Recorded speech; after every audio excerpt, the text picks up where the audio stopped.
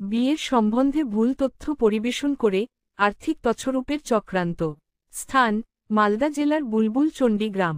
ছেলের সরকারি চাকরি এবং নিজস্ব বাড়ি। বাড়িতে মা, বাবা এবং ছেলে। ছেলেকে দেখতে গিয়ে সন্দেহ হয় মেয়ের বাড়ির, কিন্তু আশেপাশে খোঁজ করেও তারা সঠিক তথ্য পান না। মালদার বুলবুলচণ্ডী এলাকার সুমন তালুকদার ওরফে পিন্টুর রাজনৈতিক প্রভাব থাকায় এবং বেশ কিছু সমাজবিরোধী তার পাশে থাকায় বেশ চাপের মুখে পড়েন মেয়ের বাড়ি। যৌতুকে ছিল 4 লক্ষ টাকা নগদ, 2 ভরি সোনা এবং একটি 1.5 লক্ষ টাকা দামের মোটরসাইকেল। মেয়ের বাবার একটি মুদিখানার দোকান, তাতেই সংসার চলে।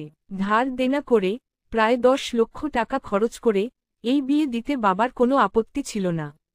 কিন্তু ছেলের বাড়ি এবং ছেলের স্বভাব লক্ষ্য করার পর তার সন্দেহ হয়। গুগল সার্চ করে এবং সোশ্যাল মিডিয়ায় থার্ড আই প্রাইভেট ইনভেস্টিগেশনের নাম দেখে মেয়ে বাবাকে আমাদের কথা বলেন। কলকাতা থেকে প্রায় 350 কিলোমিটার দূরত্ব থাকা সত্ত্বেও আমরা যতটা সম্ভব মিনিমাম খরচে মাত্র 6 দিনের মাথায় অনুসন্ধান সম্পন্ন করি। অনুসন্ধানে যা উঠে এসেছিল, সুমন তালুকদার ওরফে পিন্টুর আদপেও কোনো সরকারি চাকরি নেই। সেখানকার এক নেতার ফাইফরমাস খাটাই পিন্টুর কাজ। স্বভাবে মদ্যপ এবং চরিত্রে অনেক ত্রুটি। যে বাড়িতে থাকে সেটি ভাড়া বাড়ি এবং বাড়ির মালিক ভয় টাকা চাইতে পারেন না।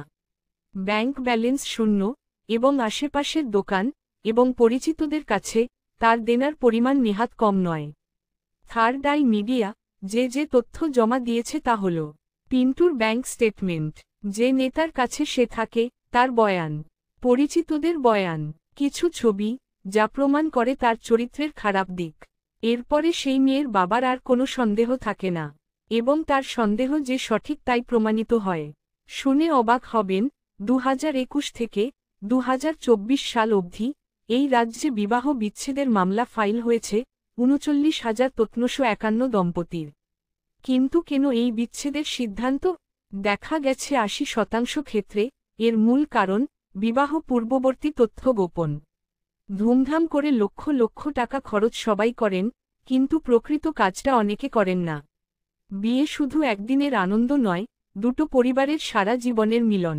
বিবাহের পূর্বে শুধুমাত্র পাড়া প্রতিবেশীদের মাধ্যমে ওপর খবর না নিয়ে পেশাদারি অনুসন্ধান করালে হয়তো প্রতারিত হয়ে বিবাহ বিচ্ছেদের এই জায়গা আসত না। তাই দেরি হওয়ার আগে ওপরের নঙে কল করুন।